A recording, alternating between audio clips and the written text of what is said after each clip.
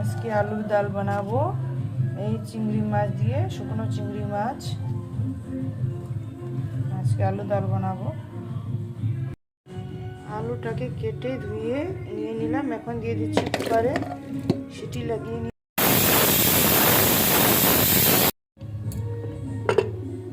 আলু বয়েল হয়ে গেছে। শুকনো চিংড়ি মাছগুলোকে ফ্রাই, রসুন, পাঁচ ফোড়ন, তেজপাতা, কাঁচা লঙ্কা দিয়ে দিচ্ছি, আদা রসুন বাটা। পেঁয়াজ আর আদা রসুন ভাজা হয়ে গেছে, এখন দিয়ে দিচ্ছি সেদ্ধ করে নেওয়া আলু।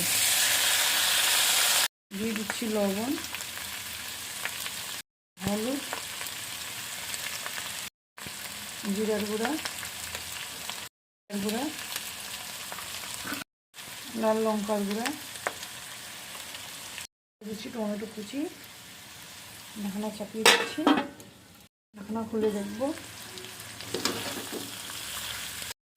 এখন দিয়ে দিচ্ছি জল দিয়ে দিলাম।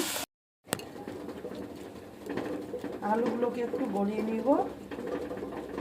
আলু ডাল আমার ফুটে গেছে, এখন ভাজা চিংড়ি দিয়ে দিচ্ছি, চিংড়ি মাছ।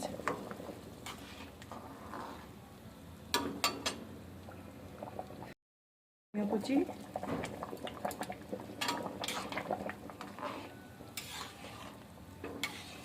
কোনো চিংড়ি মাছ দিয়ে আমার আলুর ডাল রেডি হয়ে গেছে।